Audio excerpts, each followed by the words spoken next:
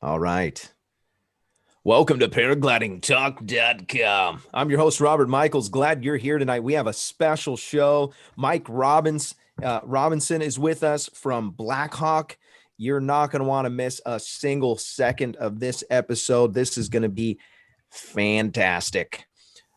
We're joined tonight by Anthony Pierre Gringo, Craig Taylor, Sean Nafsker's with us. Also, Nick is with us in a bunker somewhere, and we are live on the interwebs. You have found the best place possible for paragliding content, paramotoring content, and all things flying, really. So I'm glad that you're here. Let's go into the order of business. We've got sponsors, all kinds of sponsors for this show. I got to mention just a couple of them real quick. One of them is PPG Smoke. Ryan Roberts, he has an awesome website. Go check out ppgsmoke.com. All kinds of cool stuff on there for your paramotoring. If you want to make some smoke come out of your machine, you can do it with ppgsmoke.com.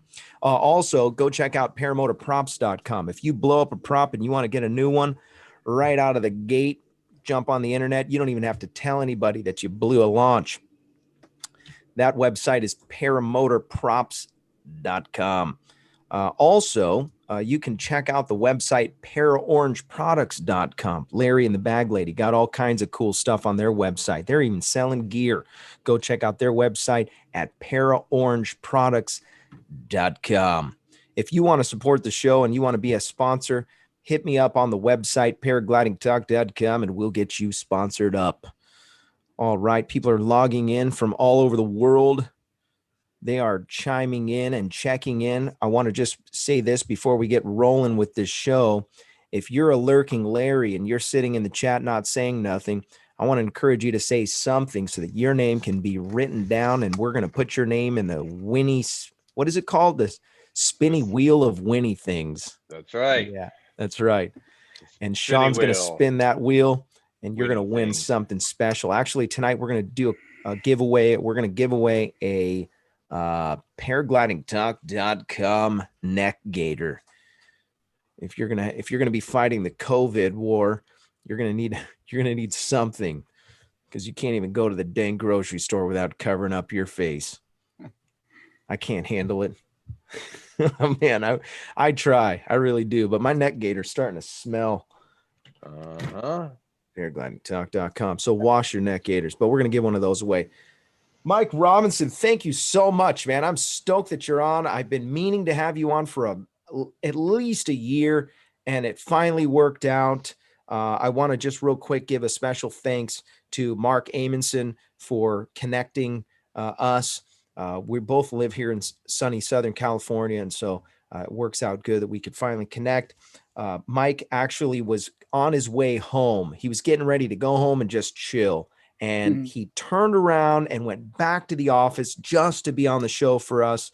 And so we have a special treat tonight. So thank you, Mike, for jumping on and being a part of the show tonight. I want to just give a little background. Mike is he started hang gliding way back in the day. We're talking in the middle of the 80s. If we said 85, I was 5 years old. So he's been flying for a minute. And we got to talk just for a few seconds before the show. I don't know much about Mike, but I've heard great things, and I'm excited that he's on here. We're going to pick his brain. If you've got questions for him, ping him in the chat, and we're going to have a great – what? I didn't see it. What does it say? I said I don't feel 60. You don't feel 60. You don't look 60, so that's good. So how did you get into the sport of paramotoring? He's the owner of and the designer of BlackHawk. Go check out their website. And oh man, I had it queued up here and I don't have it now. What is the website again? It's BlackHawkParamotor.com. BlackHawkParamotor.com. So go check out the website. He's got all kinds of cool stuff on the website. I was scanning through trying to get some pictures. Sorry about the weak thumbnail that I made, but who cares about thumbnails? Yeah, don't worry. We're just hanging out and chatting. Yeah. So yeah, how did you get into the sport and take us down that road? It's an interesting story, honestly. We branded 98 head of calves one morning, and me and the guys were, you're bloody and stinky, and we were hungry, we were starving. So we we're driving off in my truck to go get some Mexican food, and we're cruising along, and all of a sudden I kind of felt a shadow, and I looked out, and there's this guy flying right alongside of us, you know? With a paramotor? Yeah. And I'm like, I grew up in the aviation industry. My parents were crop dusters using helicopters. Oh, So wow. I'm not a prideful, egotistical kind of guy, but I looked over and I'm like, that's stupid. I mean, that's just stupid. And 2 weeks later, I was flying one. No go, kidding. go figure. And then I was told that there's this company called Paratoys and that it was for sale. And this was like 10 years ago, right? So you guys all remember what happened to the economy 10 years ago. And I was a builder, so it wasn't a great time to be a builder. So I ended up buying Paratoys about maybe 11 years ago now. So Wait, I you bought a own damn toy Paratoys? store. Well, I bought Paratoys and changed the name to BlackHawk, and then quickly realized I was somebody's last great sale and I had to reinvent the wheel. And sometimes the reputation wasn't so hot back then. So I had to deal with that for quite a while. No kidding. Who was it that was flying by, and how did you get a hold of him? I just tracked him down and just followed him and realized where he was going, and then went and said hello. And you're like, hey, I want to do that. Where'd you get that? Yep. Yep. No And then he kidding. came out to the ranch to do a couple demonstrations. And yeah. So take us back to your hang gliding. Yeah, I started hang gliding at 80 here in California. Elk Mountain is mainly where I went, and had a couple not so great crashes, and realized that, yeah, well, back in the 80s, that sport was kind of dangerous. The gliders aren't what they are now. Right. And yeah, then up in Washington, I moved to Washington State and started looking into paragliding up there, Tiger Mountain and Chelan. No Yeah. kidding. And so Well, everything about powered paragliding is what you dream about as being a pilot for the most part. Take me back to your paragliding. I'm a free flight paraglider guy. That's what I do. I fly Blossom all the time. It's in my backyard. I love flying. I love free flight. I've flown paramotors. I really want to get a paramotor. Actually, people are donating and are almost there. I'm close to $3,000 to be able to buy one. People in the super chat have been giving. I went just by the way, thank you guys. I looked at the amount of money that came in the last 2 or 3 shows, and my YouTube money thing is spiked, and so I'm starting to get itchy and want to get a motor so I can fly around with some of these guys. Anthony lives not too far from me, so he's been harassing me on a regular basis. He'll send me videos or he'll call me, FaceTime me while he's in the air. And when it's not flyable for modern me. technology, huh, Anthony? Yeah. He's been on the show live in the air just to harass all of us. Yeah. Yeah, he does that regularly. Paragliding is great. We still all paraglide. It's just that for us up north here, it's either Muscle Rock, or there's some inland places, Dunlap, stuff like that, but those are longer drives. Marina, have you ever flown Marina, you guys? I haven't yet. Marina's fun. It's, I don't know, 6 or 7 miles of just dunes. I really like that. Thermaline, I've had a couple mishaps thermaline, and I don't know. I'd rather go fly the dunes now. But, they call it Sand City? Sand City, yeah.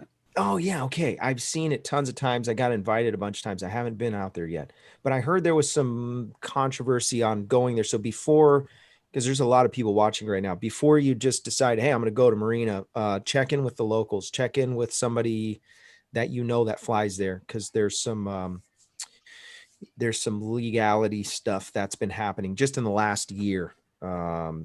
Yeah, you can message me if you're planning on going there, and I'll try to connect you with the right people. The main connection point there is Reservation Road. And okay. That's where a lot of the hangies launch from, is from there as well. No kidding. Yeah. You ever hang glide anymore? No. What's your go-to wing for free flight? No motor. For free flight? Yeah. I fly a Velocity Electra, and then I have a Ozone. Oh my gosh, what's it called? I don't remember what it's called. You're not flying a paramotor wing, are you? Our Electra is a free flight glider, and we paramotor with it as well. It's about 9.5 to 1 glide ratio. It's a B, upper B glider. It's a fun glider. Yeah. I fly a 23. Okay. 23. Yeah. I think my That's ozone is I don't want to say it's an Evo. Does that make sense? Evo 4? Evo 3? I'm not too savvy on the Evos. Um, but Rush or Swift, does that ring a bell? Yeah, it's neither one of those. No. Yeah. But it's an ozone. Mm-hmm. I'm interested. Yeah. So let's segue into your developing the company. So you get you buy Paratoys, which I thought Paratoys is still around, isn't it? Am I No. wrong? So there's maybe it's I might be confusing it with a seller on eBay that uses the term Paratoys.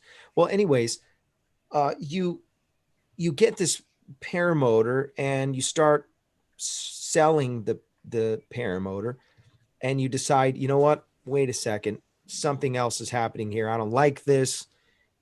This isn't working. Take us through how you have brought what was to what is today with BlackHawk. Well, basically, we were down in Camarillo. That's where Paratoys was. So I was down there for a month and a half or so, learning what it was all about. And it didn't take long to realize that, one, there was no stock. A lot of the stuff that was being manufactured wasn't as clean as it should have been. He had developed the four-wheel quad, which I felt was going to be definitely a big hit. But there was quite a few refinements that it needed. And I'd already built 6 of my own quads, all identical, that we were really happy with. So we started to manufacture those. I've always been a fabricator. I used to build custom Harleys, drag race Harleys, had a bad crash down in Palmdale at the drags, broke my arm and my hand in 14 places. But I used to weld and stuff like that. So the fabrication part was pretty fun and kind of engaging, so to speak. So we started developing our own frames, our own quads, our own trike. And I just realized I really needed to reinvent that particular wheel because the company wasn't keeping up with the time, so to speak. And just so you guys know, basically at that time, there was really Fresh Breeze. Flat Top was out there. Paradrenaline, Nirvana had just started to come online. The owner of Nirvana, he ended up passing away. Brian Shaw took that over. And we quickly started selling a lot of gear. And then at the same time, the sport became more and more popular. And, when you're kind of at the top, it's one thing to get there. It's another thing to stay there.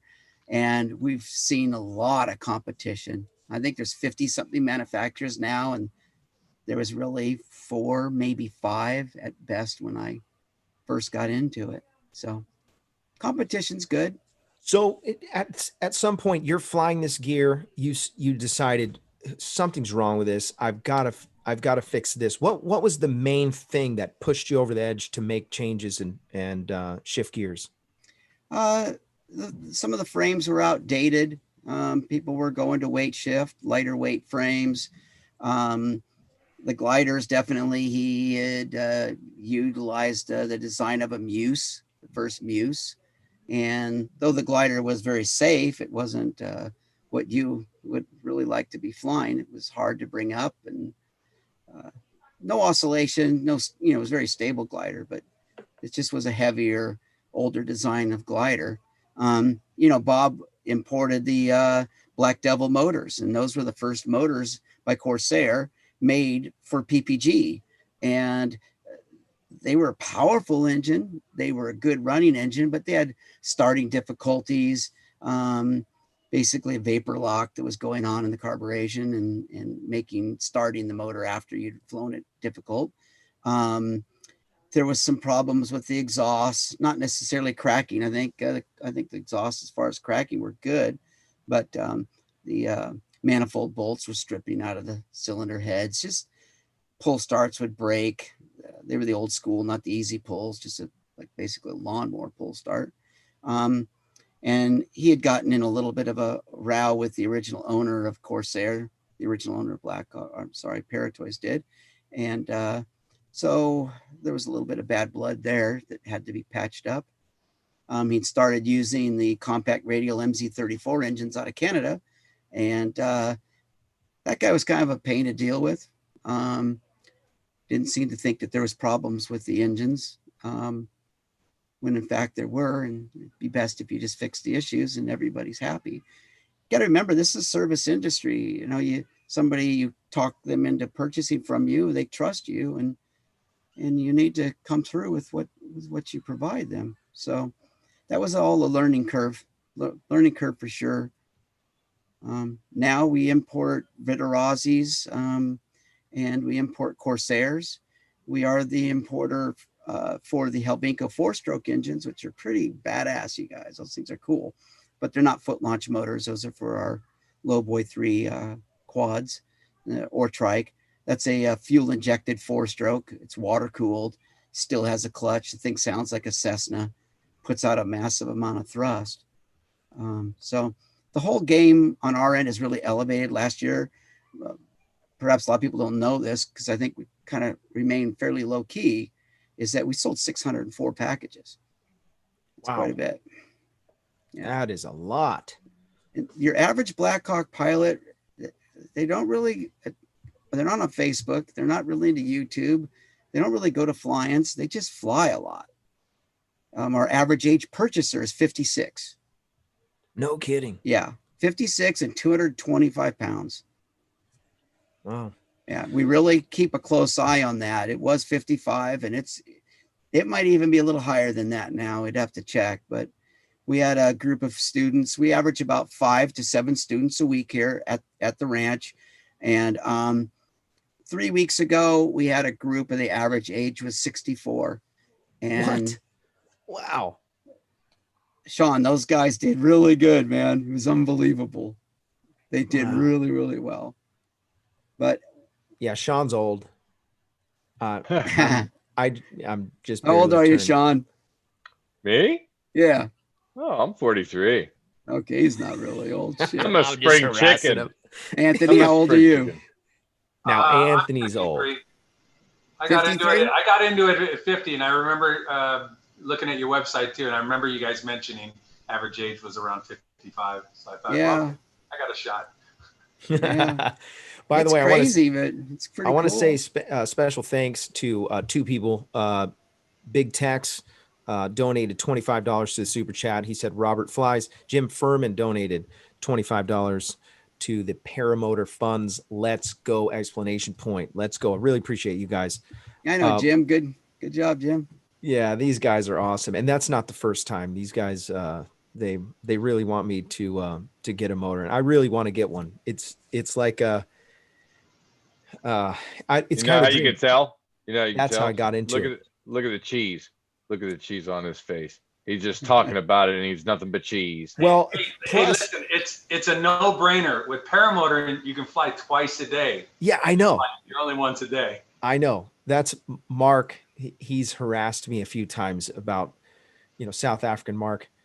What do you call him? Zulu? Yeah, Zulu. Yeah. That's so awesome. Mark that's racist. Yeah, Zulu.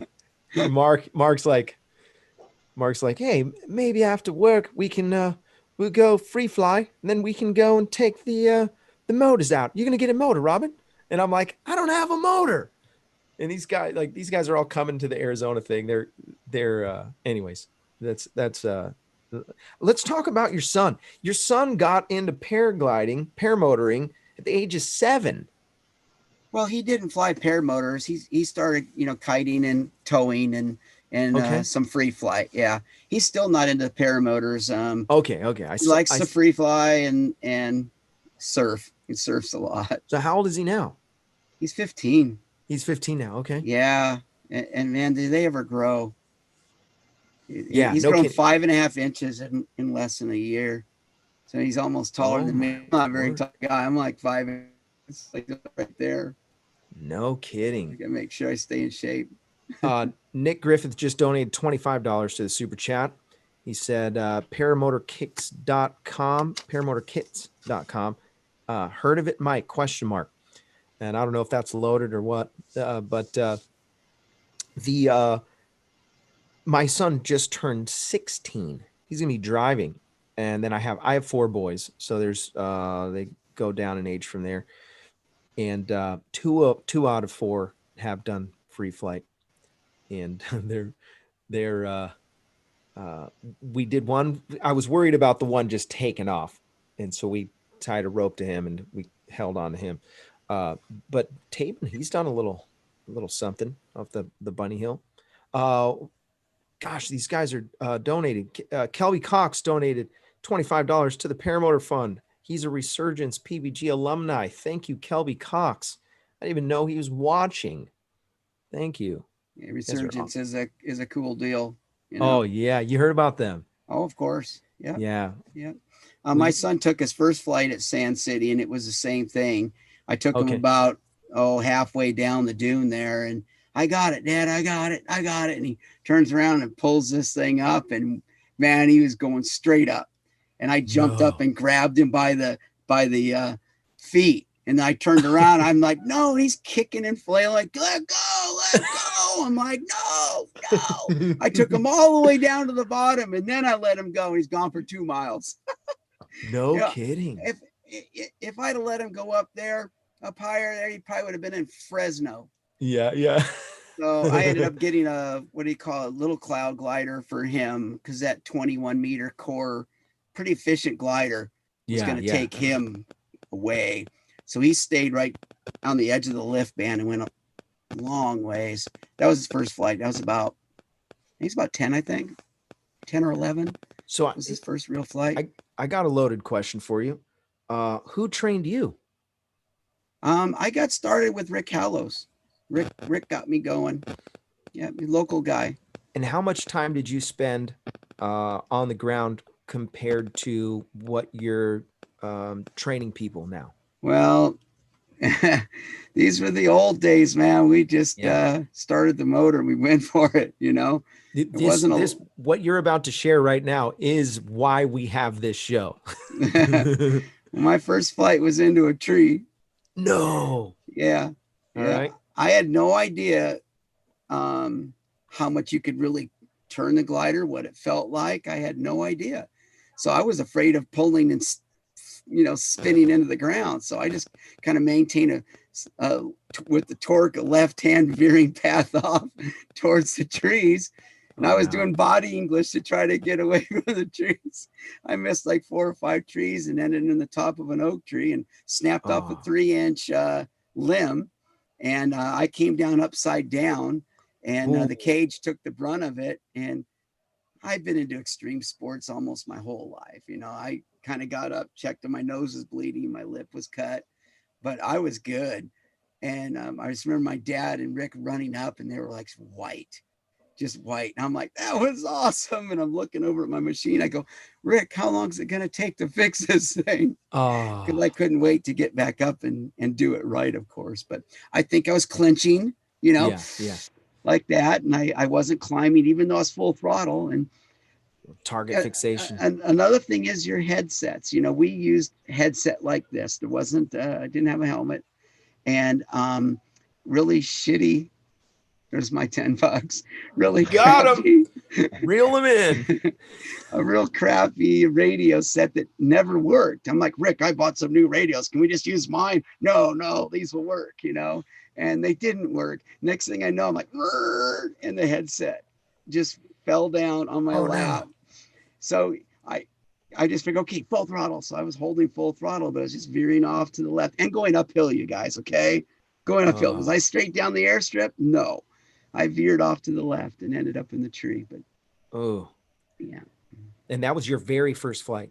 That was my very first flight. But it didn't scare you away? Oh, no.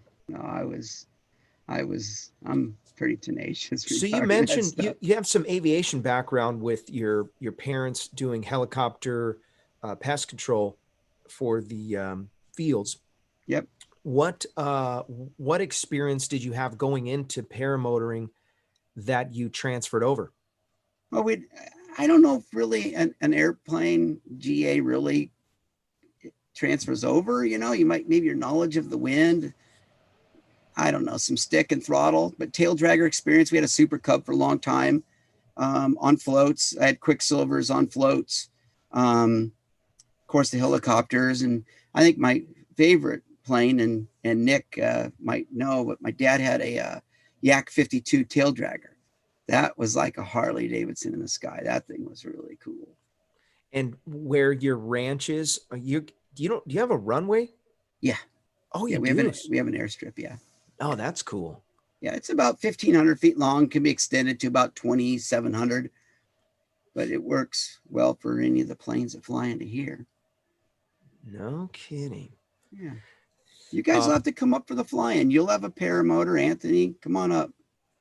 You know, I'm getting close. In April, you guys, it's I'm telling you, it's a great place to fly. Yeah. On that note, tell us about that next fly-in. It's always the first Thursday, Friday, Saturday, Sunday after tax day. We've had great weather. Like I say, got people flying in from Tahoe, from some great distances. They'll have a car, you know, a truck come in with their camping gear, but it's a cross country mecca. You don't take off and you know, fly to a certain farm field or whatever. This place, you're like looking around going, oh my gosh. Yeah, it's you know, beautiful. There's all kinds of places. Yeah, we have 9 lakes that you can fly to. So you guys, I'm sorry, you guys let campers and let people set up their tent and trailers there, right? Oh, absolutely. No charge. Just come on out. Just use common sense. Sure. You know, we've had one guy that came in, I won't mention a name, but he was a problem. He was a problem at another person's flying. He went down in a river because he's flying too low and went into some power lines, put him into a river. And some people asked him if he could come back. And, you know, I said, okay, well, I walked up to him. I said, don't take any gray areas, you know, not even a gray area. Well, next thing I know, the sheriff's department from another county is out at my place with fire department, with the highway patrol. The guy was buzzing the CHP or the park helicopter on its launch pad. Oh, flying around it and this is at Lake Comanche. I don't know. Sometimes, man, I don't get it. But they drove a long ways out to this ranch to talk to me and find out who he was. And yeah, brutal. So we don't want to lose any flying sites. And yeah, we spent a lot of time talking about that on the show. I'm not going to dig into that too much because I think every episode we talk about that. Let's talk a little bit about your you trained a paraplegic guy named Russell Metzlisky. Yeah. Talk about that. How did that go down? And I think that's super cool, by the way. First of all, I'm really surprised that there's not more people wanting to do it the way that we did it, because it came out as close to perfect as you can get. We used a Lowboy 2 quad. And what I did is I designed a caster front end. Okay. But the wheels aren't going whichever way. They're connected via a tie rod. So in some of my videos, you can see me doing 360s, herding cattle, you know, doing obviously 180s. And wherever I turn that glider, that quad will instantly turn, instantly. And with the tie rod, you don't get that bump steer, that chatter, you know. But what else is great about the tie rod is we gave Russell a little spring-loaded handle.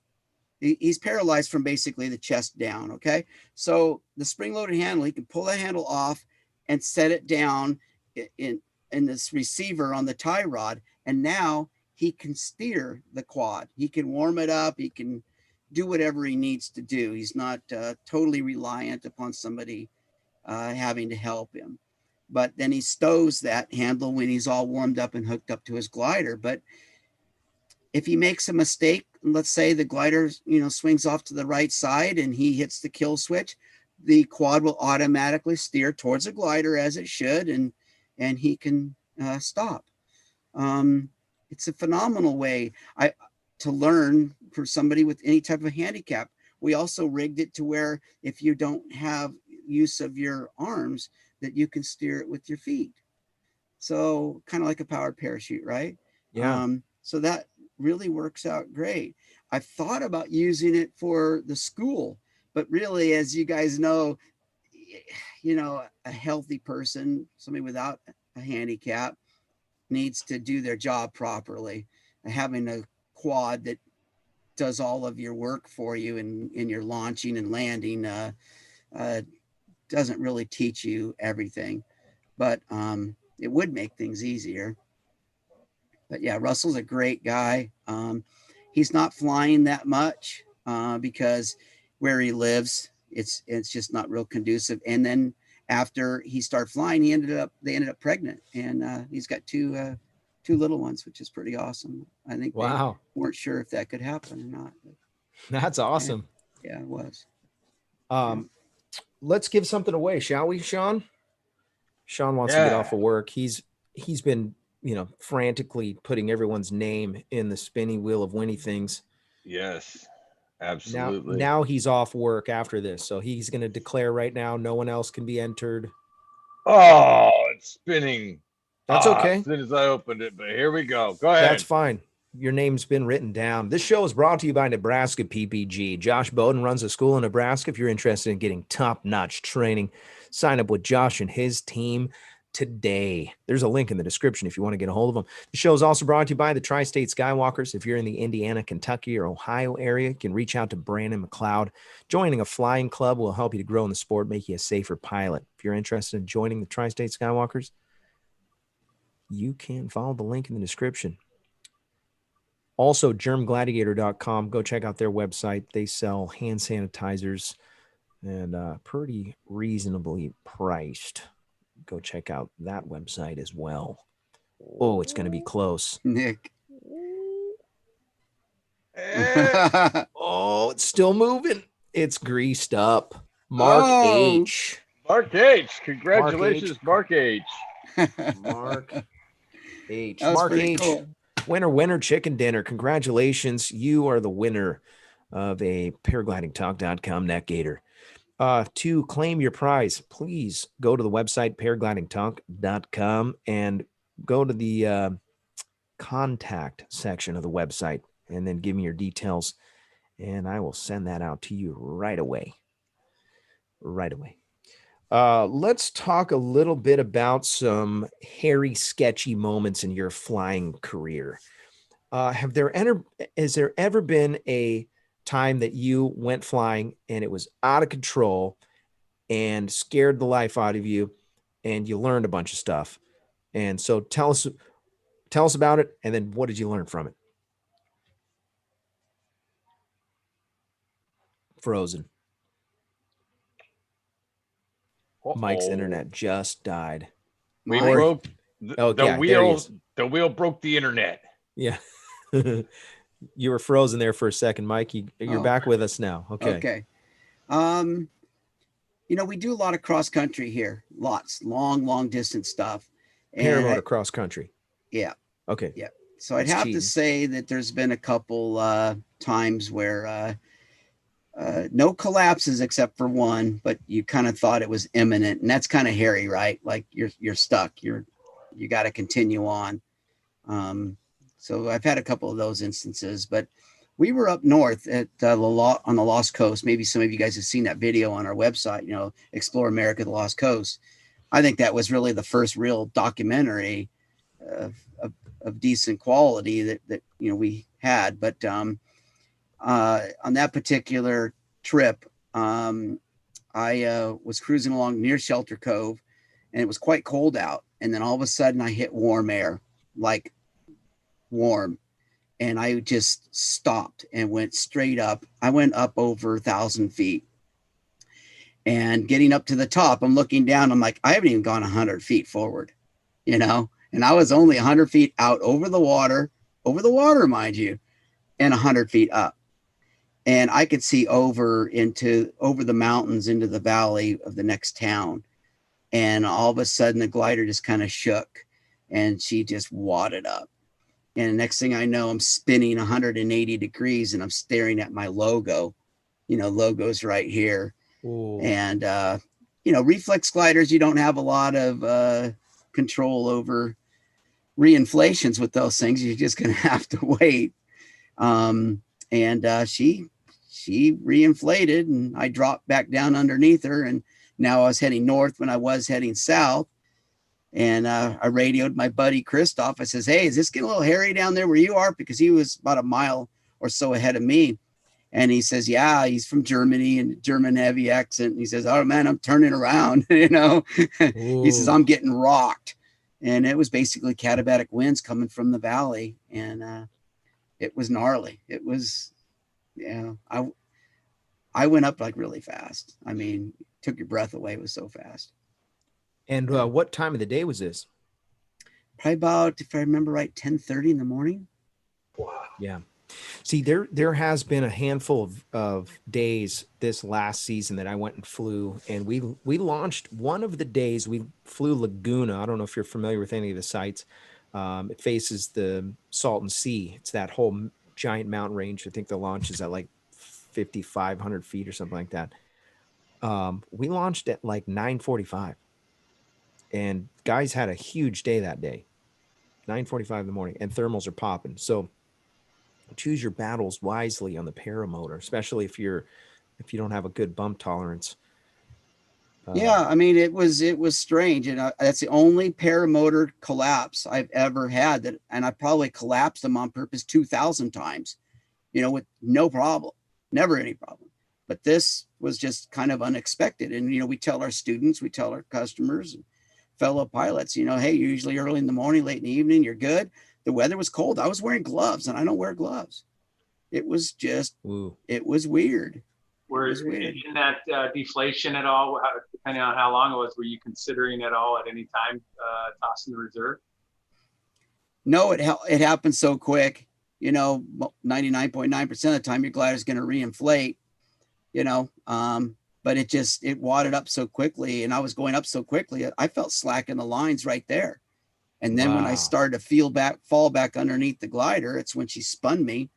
And, you know, like I said, I'm staring at my logo. And you fly with a reserve? I do. Yeah. Nice. Yeah. You ever toss it? No. No. Nice. SIV stuff. Yeah. Yeah. You know, I do want to talk about that. Your SIV, because you do some training. Go ahead, Anthony. Sorry. No, I was going to say, all I was saying was that's a great stretch, a career, a tremendous amount of hours in flying, and he's never really had to throw in his reserve. But like, you know, people say it's nice to have it when you need it. Yeah, well, absolutely. You know, and I have a lot of time flying, but, you know, and I know I did crash into a tree my first time, but I'm a pretty cautious pilot. You know, I know when to fly, or I feel I know when to fly and when not to fly. And I don't really push those envelopes. And we train people to try to be as considerate of Mother Nature as you can, because you just don't know. I've been flying next to people, I mean, 25 feet apart, and watched their glider wad up. I didn't feel a thing. Heidi and I were flying up north on a cross country. And we were flying right next to each other through a valley. There was elk everywhere. It was an amazing flight. And I was getting rocked. I mean, rocked. And we were only 50 feet off the deck. And I was like, shoot, do I try to put down and crash putting down? Or do I stay at my 50 feet? Do I try to climb? So I just tried to, you know, massage that thought of, you know, where I am. And then I looked over and I realized I was in the shadows. The sun was coming up. I was right in the shadow line, and she wasn't. So I ended up crossing over the top of her and back into clean air. But that was weird. And I mean, we're talking twitch and pitch. You know, I thought that a collapse was imminent, and not at 50 feet off the ground. It wasn't going to be good. By the way, my mom donated $20 to the super chat. Thank you, Mom. She's the greatest. You sure that wasn't for laundry soap? Just PR. Yeah, it might be. I got a lot of laundry. Robert. All these kids, they're all over the place.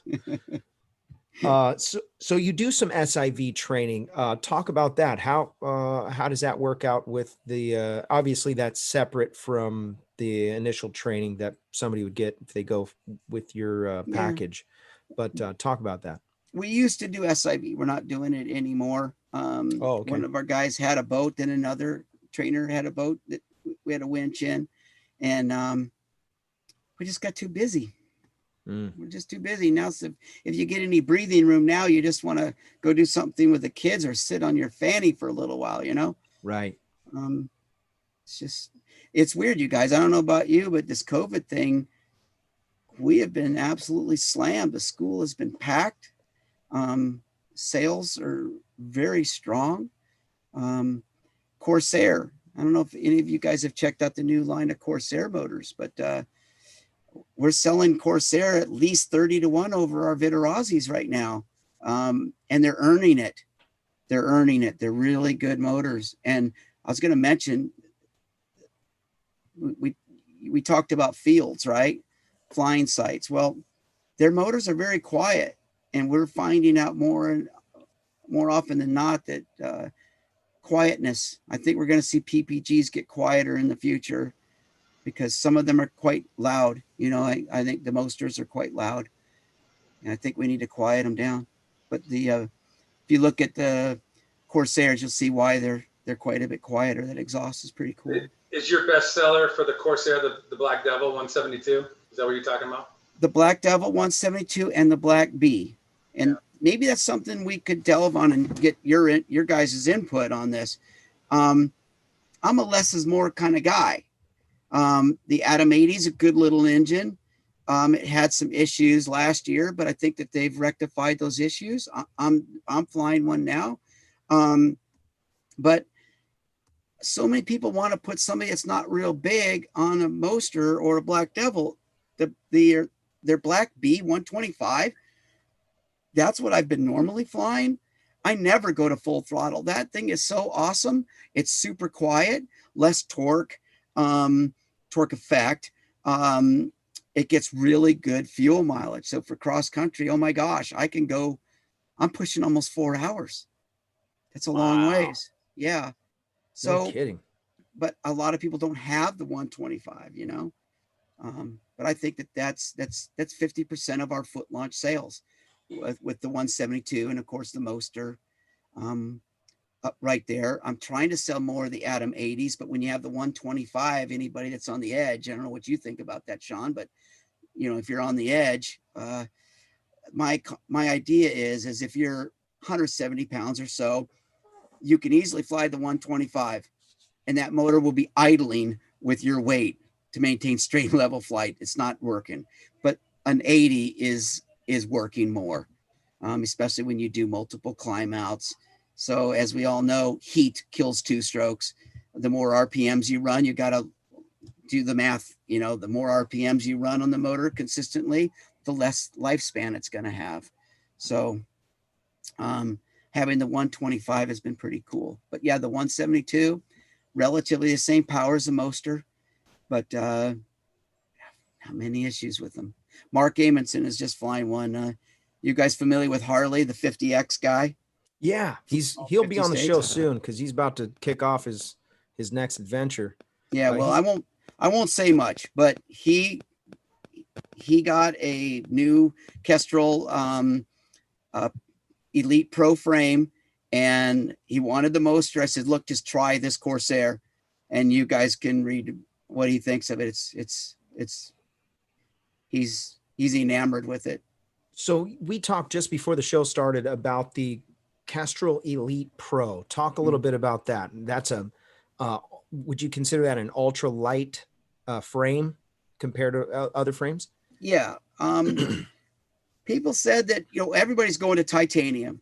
Okay. And that's great. But titanium has some flaws as well. And when you compare an aircraft grade aluminum to the titanium, you're only talking about grams difference. So they said, well, titanium's stronger. And I argued that it's not stronger. So shortly, we're going to show you a video compared to another manufacturer, just the frame. And I'm going to show you this Elite Pro weighs 2 pounds more, and it is 10 times stronger.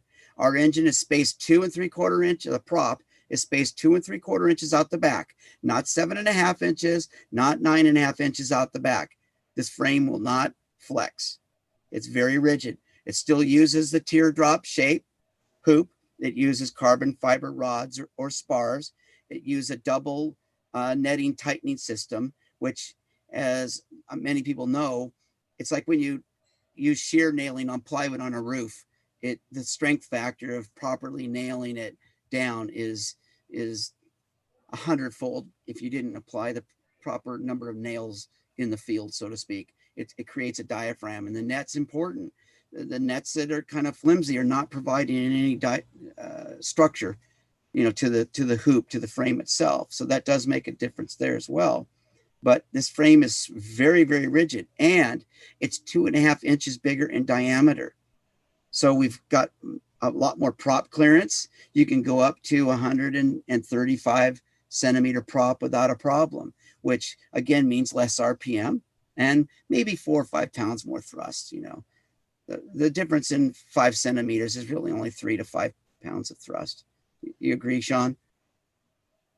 Yeah, I mean, as a lightweight guy, I mean, I have a Moster. I enjoy flying it, but it is a heavy beast, and it's okay. I mean, it's like a third of my weight. Now I sit back and I look at an Atom 80, and I'm like, that's pretty lightweight. I can kind of dig that, but then I see guys taking off that aren't really like gaining the altitude. It's taking forever for them to get up there. It's like any day now they're going forward, but they're not going up. Half throttle. I'm way up there. I never have to go full throttle. It's never been you never hear somebody complain of, man, I just wish I had less power.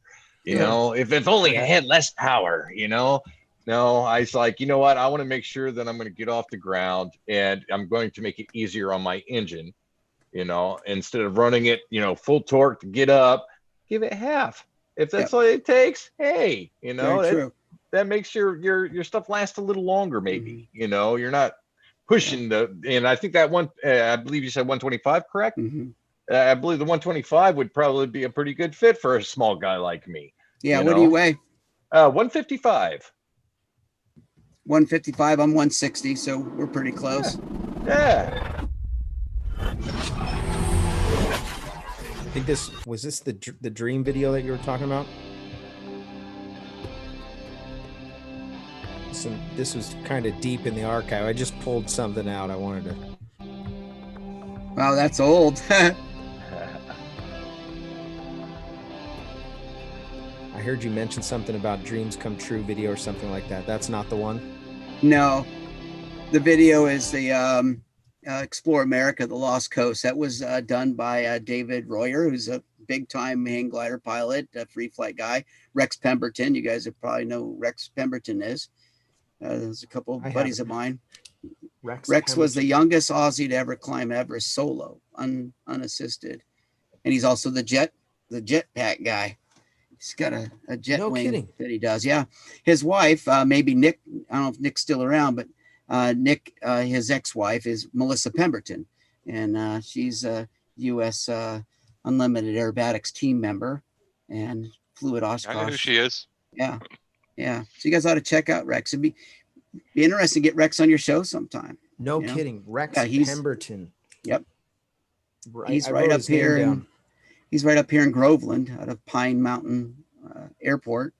But yeah, he's a pretty cool guy. Very interesting young Aussie. But he flies paramotors too? Oh yeah. Yeah. If you watch the Explore America Lost Coast, that's Rex is the narrator. And David Royer is from New Guinea. Pretty famous hang glider pilot. Yeah, good guys. But Nice. Sean, we were talking, too, is a lot of these guys are flying an 80 on a very small glider. Yeah. Oh, right. Yeah. Yeah. So, I mean, that doesn't balance out. But you're right. The 125 is a good fit in between. If we ever meet up, I'll give you one to fly. I think you'll be really impressed. It's as close to an electric paramotor as I've flown. There is no RPM, pipiness or rampiness in that motor at all. The Corsair Black Devil is quite smooth too. Yeah. And the Vitarazi is, but these are smoother. They really are. Yeah, I'd like to check it out sometime, man. Absolutely. So what's you've got a lot of options with motors and stuff, gliders. What's your go-to motor and wing combo? Oh, I still fly our Nitro. It's our reflex glider. We're not really producing it anymore. We're working on another glider right now, but I really like that glider. It's the funnest glider I've ever had to land. I mean, 100-foot long skids are just a dream with that thing. It's got a, what is it? Forget the aspect ratio now. It's quite elongated. It looks like a delta, you know, his own delta up there. But it's a pretty fun glider to fly. A lot of our guys are just flying the core. I don't know if you guys have seen what's his name, Andrew Fuller. He just they just flew the core 20, and his guys were pretty amazed. We do a lot of acro on that beginner glider, and it's a lot of fun to fly. So we play around with that. Andrew's been on the show a couple times, and a handful of guys have gone do an SIV with him. I hear he does a great job. Yeah, that's pretty nice. Yeah, he's a great guy. Basically full time too, you know. Yeah, he's cranking. Mm-hmm. Yeah, that's good to have him out there. And what's a plane flight? It's not that far to fly to go do something super cool like that. Yeah, I did my first SIV this year, and I went to Lake Berryessa with Max Marion from Torrey Pines, and that was really fun. I was actually anti-SIV before I went, and now I'm all about it. Love it. It's for some people and not for others. We've got a lot of PPG guys that just don't need that kind of stress. Fly your A glider, fly it in the good conditions, and go up and have some fun, because that's what it's all about. And Brad's back on the scene now. You know, he had his complications, but he's, you know, Brad Geary. Yeah, he's back on the scene and going after it. And I see. Wait, hold on a second. Brad Geary. Yeah, him and Max were buddies and flying PPG and free flight and doing their acro stuff years ago, and they kind of Max kept on, and Brad got in a little bit of trouble, but he's all good, and he's back at it. He's doing a lot of wingsuiting and stuff like that now. That's awesome, man. Yeah. I've heard Brad Geary's pretty amazing pilot, pretty amazing guy. He is. He's a really good pilot, as is Max. I seen a picture of Max just like yesterday, man, and he looks all cleaned up. Yeah. He's doing good. He's running the show over there right now, so he's got to make sure that he's not dirtbagging. He's the leader now. Yeah. Look down. I go, that's Max. Yeah. He's doing really good. Those guys used to come out to Salton Sea. Okay. Right. They would fly by on a paramotor, and one of them would grab the cage. And hang there. Yeah. And then drop. Yeah. I'm like, yeah, this is my event. I'm like, I didn't see that.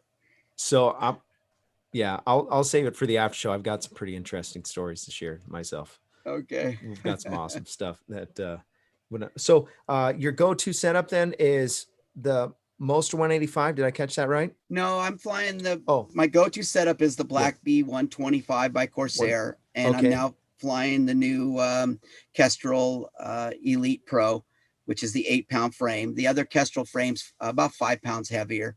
This is a really lightweight frame. Okay. Yeah, and I did notice the weight, Sean. It 3-4 pounds does make a difference, but when you have a motor that you put on a scale and it weighs 45 pounds, that's all great. But when that motor's spaced 7.5 inches out the back and you put it on your back, it doesn't feel 44 pounds. So that's kind of deceiving in a way. And I don't like the idea of a prop sticking 7.5 inches out the back from a manufacturing liability, customer student aspect. I've had guys just turn and they catch their prop in the lines, right? Yeah. So, weight is one thing, but weight that it feels like on your back is another. We keep our engines tight to your back. And like I say, the prop is only 2 3/4 inches out the back. So the safety factor, I think, is there. But yeah, that's my go-to. And then, guys, we're selling a heck of a lot of these low boy 3s with the 4-stroke engines on them. A lot. There's 14 on the build sheet right now. Let me ask you another controversial question. If a guy buys his own quad, and I'm thinking of somebody, I'm asking for a friend, if he wanted to come out and get training with you, would you work out a deal with them to do that? Because a lot of guys will just say, no, you bought your own gear. You made your bed, sleep in it. We don't play that. We don't care what gear you're flying. We're here to help you get in the air. You know, look at our pricing. You know, I mean, people say, well, BlackHawk's cheap. You know what, guys? We manufacture our own gliders. I'm giving you the glider for $1,300, which is $350 less than it cost me to build the damn thing. Okay, that's where the savings is. It's not in any of the material. I'm using the same motors as everybody else. It's about the cost. $8,600, or like Sean, the other motors, $8,395, complete with a glider. That's a really good package deal, 2-year warranty. So if somebody else wants to build their own motor, what have you, we're here for the sport. We're here to get you flying. I don't care. Sign up for your training. The training's $2,500. If somebody buys a package, it's $2,100. So obviously your training is going to be $2,500. That's awesome. Now, man. what we will do is we will use our equipment to get you in the air. Okay. Because we know our equipment. We're going to get you in the air on our equipment. Then your last flights, we'll make sure yours is dialed in and you can go fly your equipment then. Oh, that's super slick. Which brings up another thing. I don't know if you guys have watched Coffee with Mike and Mike at all. We're going to try to do more of them. Our last one was the realities of training. And that was kind of neat because we've really been monitoring our training the last year. And now if we see anybody starting to struggle with the foot launch, rather than wear their fannies, there you go.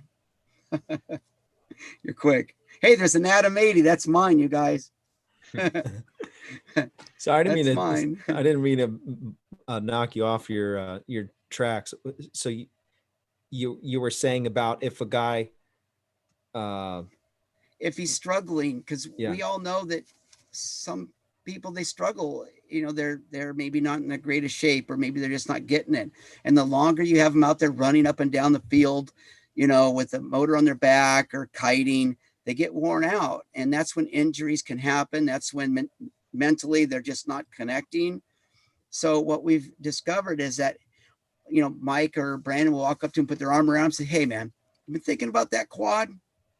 Yeah, I'm beat. Let's put you on that quad. And that quad in a day or two, they are, with what they already knew, they're flying. And then they're understanding the dynamics of throttle operation or throttle control, the dynamics of taking off and landing, and they can pick up that foot launch way, way easier.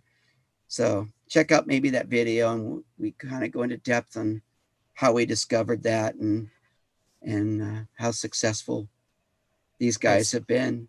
Go check out their YouTube. I didn't put a link in the description yet, but I will. It's BlackHawk Paramotor on YouTube. Coffee with Mike and Mike. Yeah, that's awesome. That's episode 5, Reality of Training. Is that the one you were talking about? Yeah. That's it. Yeah. We didn't talk politics this time. Oh, nice. I'll have to go and check those out. I've actually, I didn't realize that you guys had a YouTube channel. That's pretty awesome. Thank you so much for coming on the show, by the way. I didn't mean to hold you hostage at work, but I appreciate you doing that. We were talking before the show and he was going to use his phone at the house. And I like the fact that there's no distractions. You had a good microphone and everything. So thank you for doing that.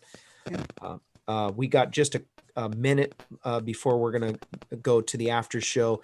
If you have any quick questions that you wanted to ask, now's your chance in the chat. There is one question from Jim in CR120, and you can answer this in a minute or what you can. What new developments would you like to see in the sport? Equipment improvements, pilot skill improvement, or other? And I know that's a lot to unpack. Well, you know, one thing that probably could be delved into and maybe brought up in another show, instructor ratings.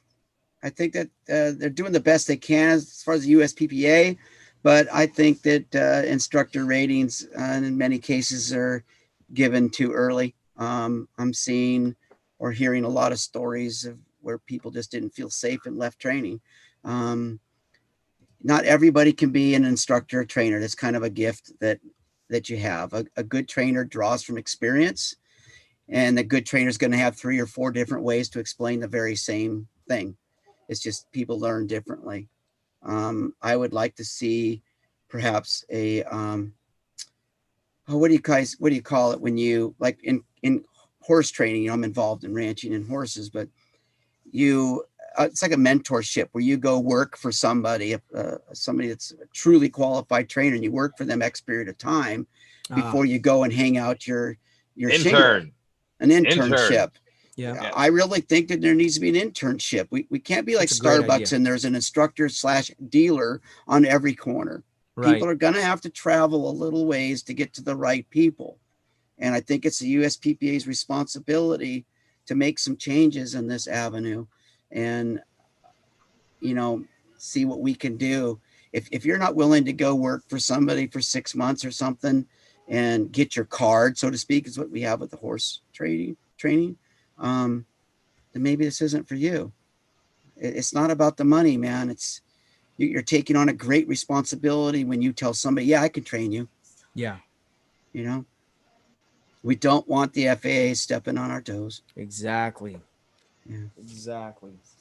Well, So we're going to go to the after show. Guys, thank you so much. Mike, we have to do another show. Will you come on again? You bet. Oh, I'd love it. Thank you so much. Really appreciate the moderators, Sean Nafsker, Anthony Peregringo, Nick KCR80RW, and Craig Taylor. Thank you guys for what you guys do. All the super chat. Thank you guys. I'm getting close, man. Getting close. It's coming. Where do I pay my $10? Yeah, you can go to Patreon, or you can go to PayPal, or you could do it in the super chat, but you're almost out of time for that. Send me a PayPal tomorrow. I'll send you $10. I'm sending it. Nice to meet you guys. Yeah, thank you again. We're gonna go to the after show, so stick around for just a few minutes. Mike he wants to go home, so I don't think he's gonna stay very long. Hey, look, I got my PJs on. We will see you on the next one. Stay tuned for next week's episode. We're gonna have a great time. I do want to just mention 2 things before we go. Actually, 3 things. I Fly Indiana Powered Paragliding. Go check out their website. They support the show. They are a sponsor of the show. Also, Lone Star Paramotor. LoneStarParamotor.com is the website if you want to get training and you're in Texas. Ron Turan has a great training facility there. And then also Torrey Pines Glider Port. They support the show. And they are sponsors of the show. If you want to get some top-notch free flight training, it is primo. Go check out their website. The website is flytorrey.com, and support Resurgence PPG. It's an awesome thing you can do, and you support our military, Sure. Support our veterans. And I know I stepped on Craig Taylor's infomercial, but sorry, man. We're going to go. We ran out of time. We went long. Sorry. And so we'll catch you on the next one. If I don't see you on the air, I'll see you in the air. So thanks for watching.